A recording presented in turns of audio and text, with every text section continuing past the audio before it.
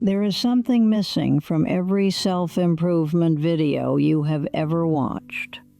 Every single one. And that missing piece is the reason you keep watching them.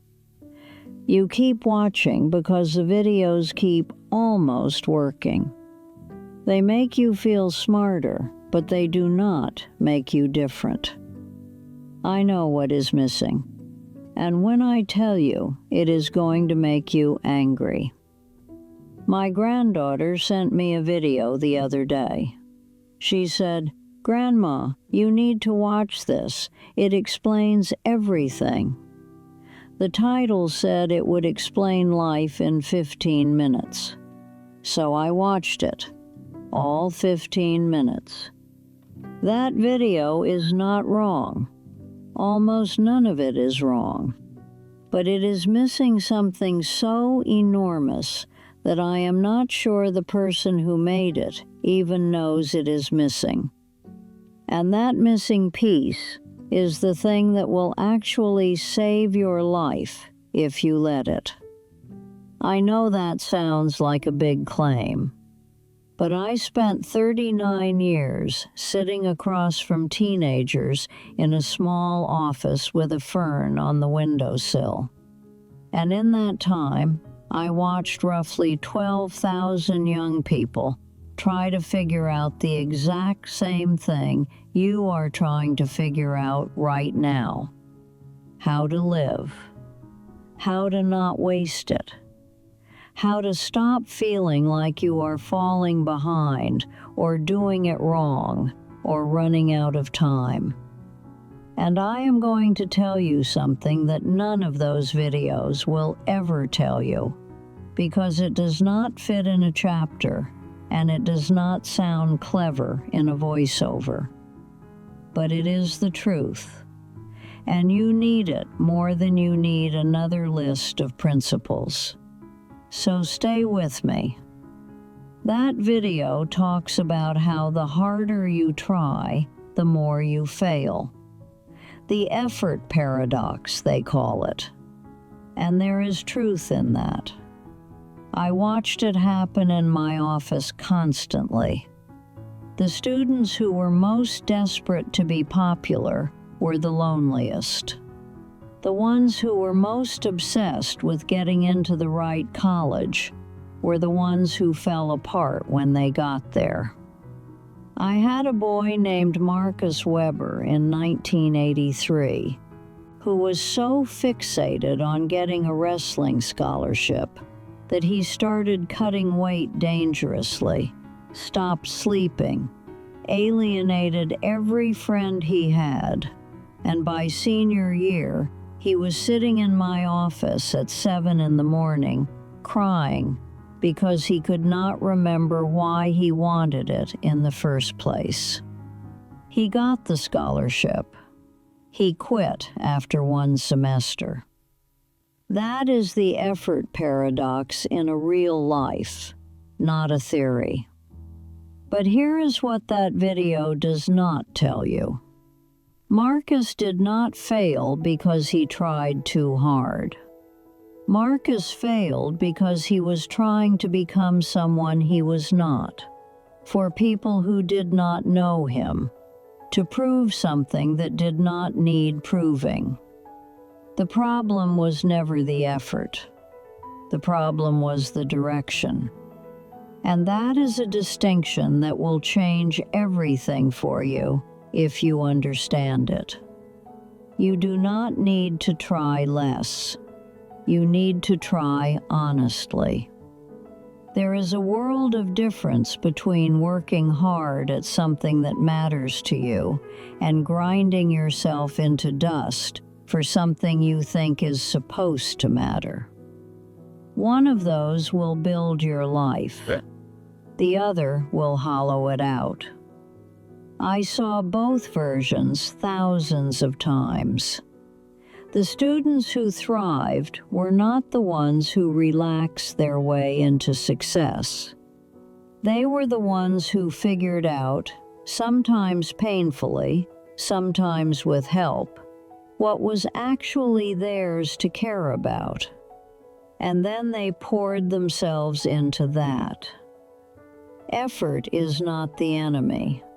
Misdirected effort is. The video also talks about control, how you cannot control anything except your actions and your reactions. The Stoics figured this out, it says, 2,000 years ago, and that is true. But I want to tell you what that looks like when it is not a philosophy quote on a screen. It looks like Diane Calloway sitting in my office in 1978, telling me her father moved out the night before, and she does not know if he is coming back. She is 15. She cannot control whether her father stays or leaves. She cannot control whether her mother stops drinking. She cannot control the fact that her little brother has started wetting the bed again from the stress. She can control whether she goes to class, whether she studies, whether she shows up the next day and the day after that. And she did. Diane graduated. She became a dental hygienist in Westerville. She is in her 60s now. I still get a Christmas card from her every year. But here is what I want you to understand. When Diane sat in my office that morning, she was not thinking about her circle of influence versus her circle of concern. She was not applying a framework. She was a scared child choosing to keep going. And that choice was not philosophical.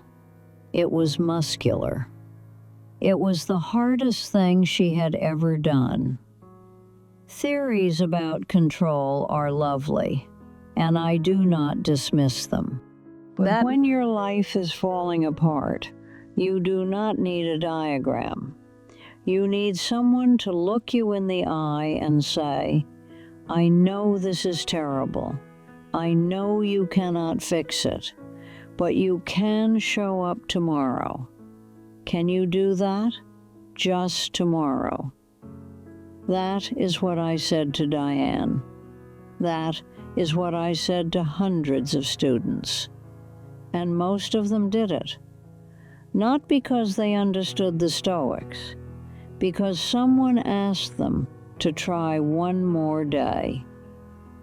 If you are watching this and your life feels out of control right now, I am not going to give you a framework.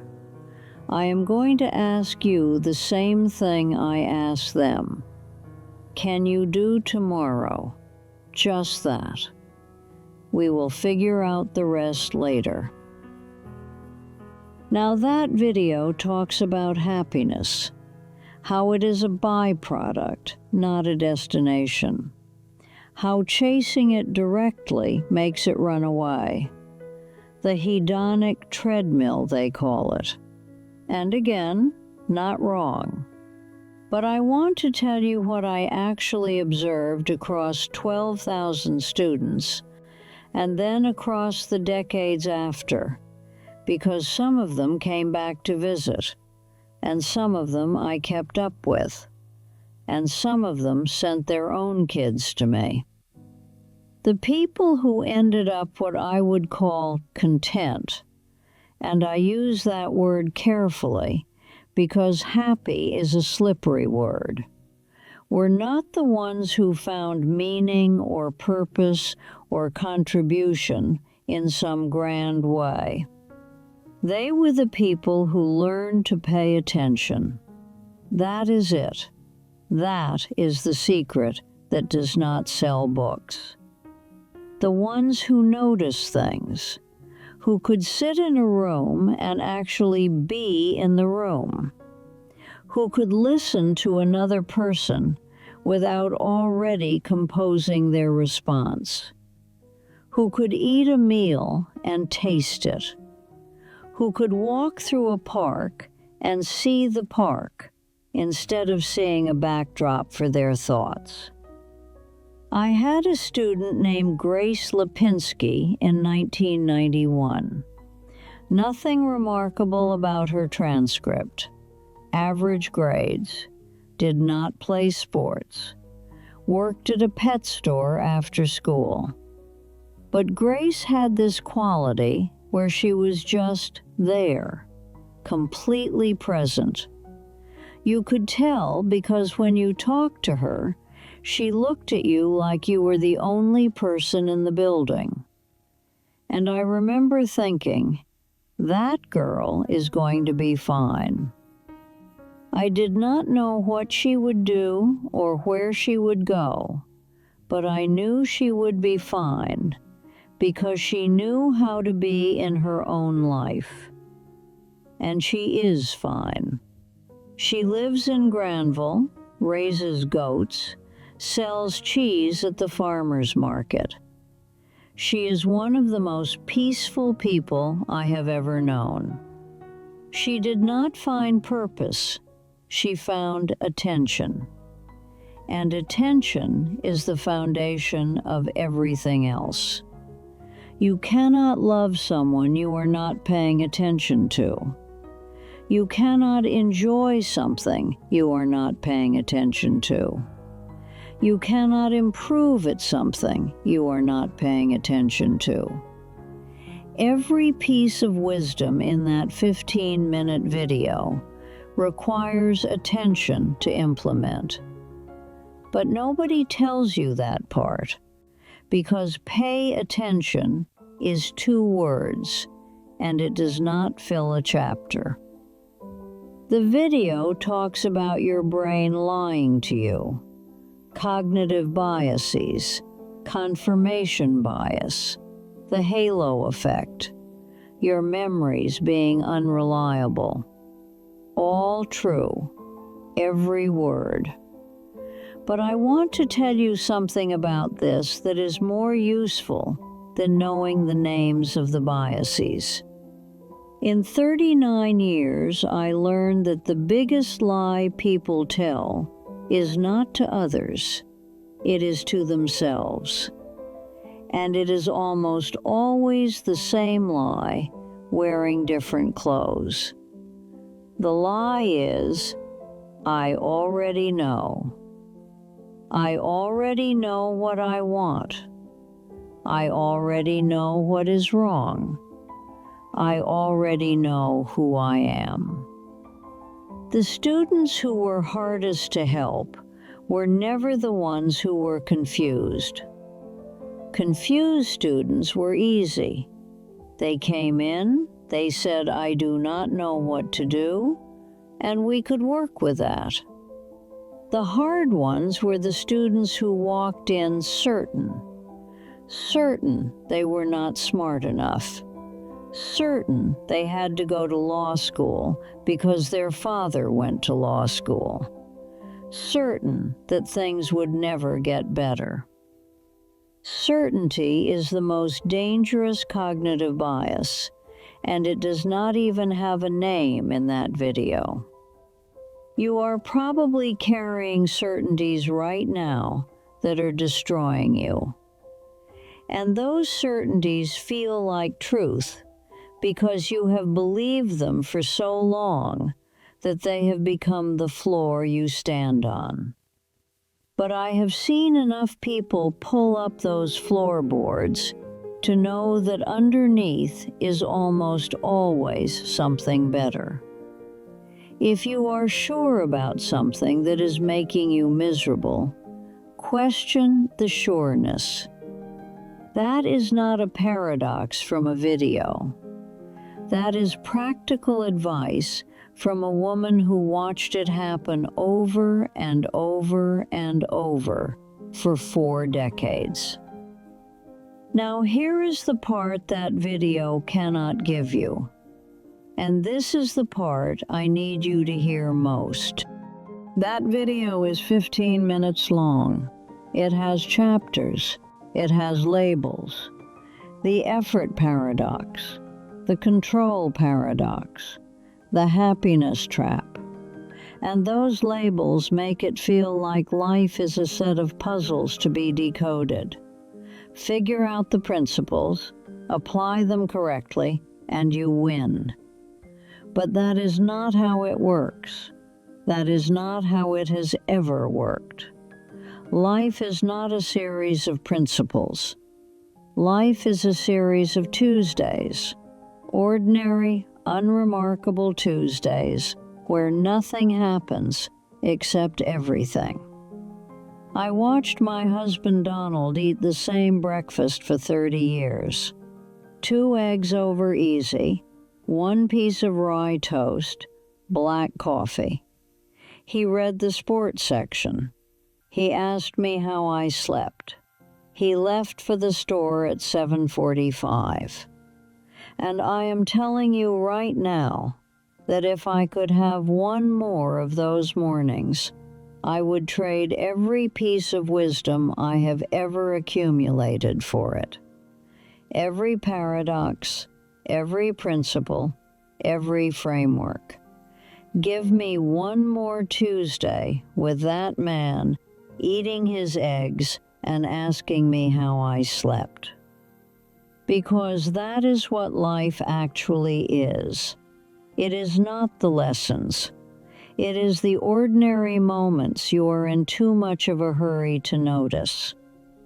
You are watching a video right now trying to figure out life, and life is happening around you while you watch.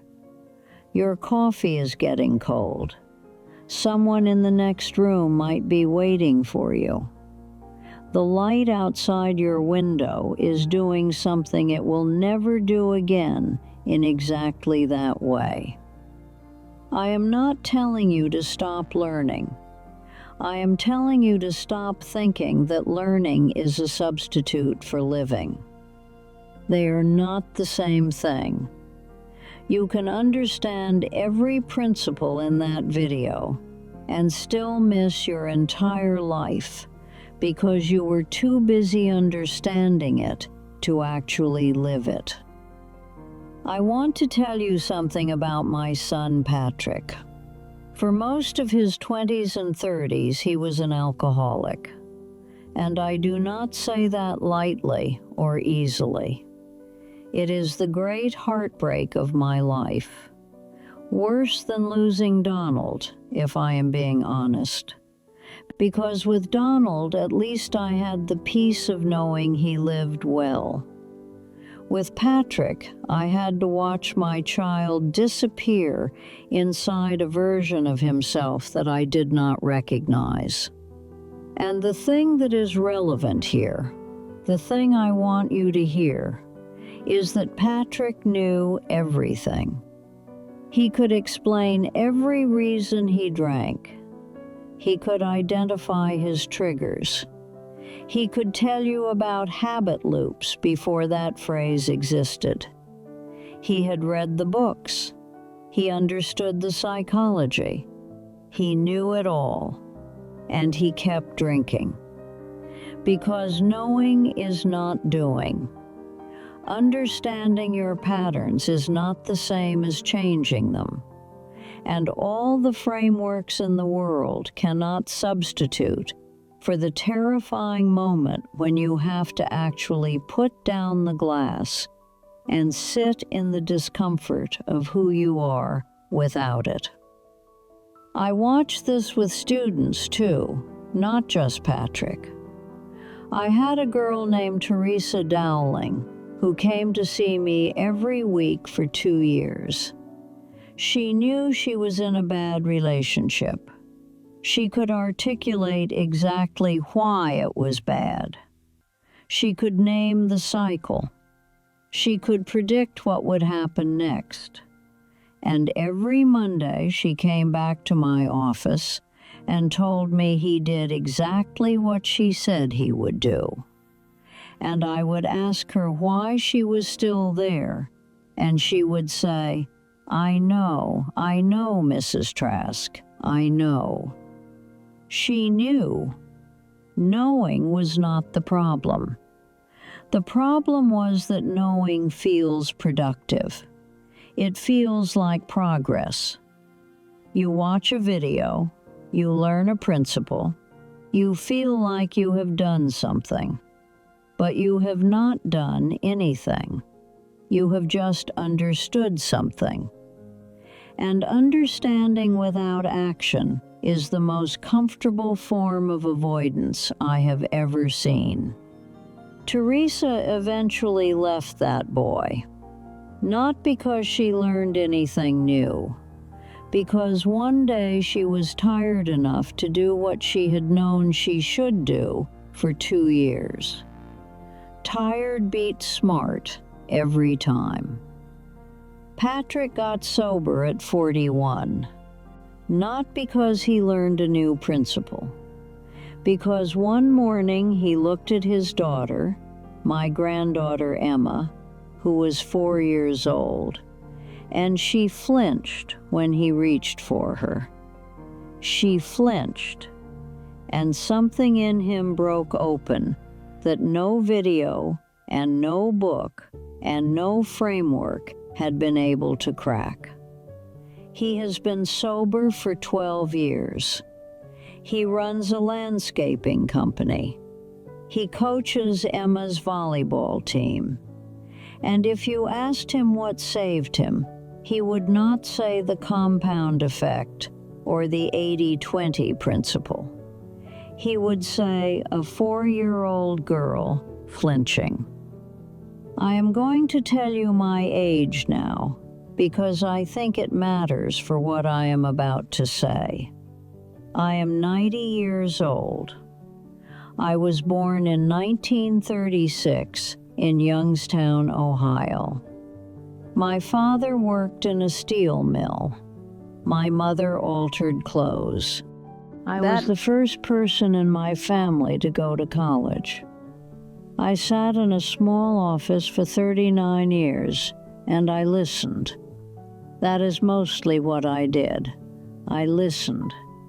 And after all of that, after 12,000 students and 54 years of marriage and 3 children and 7 grandchildren and 2 great-grandchildren, and a life that has been ordinary in the best possible way, here is what I know. Life cannot be explained in 15 minutes. It cannot be explained in 15 hours. It probably cannot be explained at all. But it can be lived. And the living of it is the explaining of it. You do not figure out life and then go live it. You live it, and the figuring out happens along the way. Usually, when you are not trying to figure anything out. Usually on a Tuesday. Usually over eggs. So here is what I want you to do. Not someday.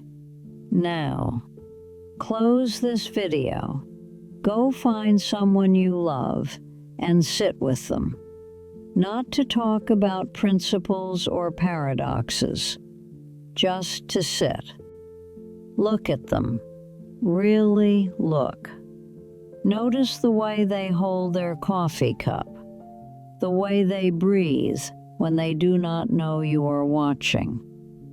That is what love is, not the explanation of it, the thing itself.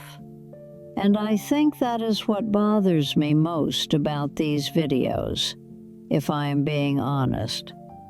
Not that they are wrong. They are not wrong. It is that they give young people the impression that life is a problem to be solved. That if you just get the right frameworks and the right mindset, you will crack the code. But life is not a code. It is a Tuesday morning with eggs. It is a 4-year-old flinching. It is a girl named Grace who sells goat cheese and has never once needed to know what the hedonic treadmill is. It is a peppermint in a ceramic bowl that some kid needed more than any principal I could have offered. Life is stubbornly, beautifully resistant to explanation. And the people who live it best are not the ones who understand it most. They are the ones who show up for it most. I kept peppermints in a bowl on my desk for 39 years. Every student who came in took one. Some days, that peppermint was the only sweet thing in their entire day. And I think about that a lot. How sometimes the smallest, most ordinary gesture is the one that keeps someone going. You do not need a 15-minute video. You need a peppermint. You need a Tuesday. You need to pay attention. Now go do that. I will be here if you need me. I have always been here.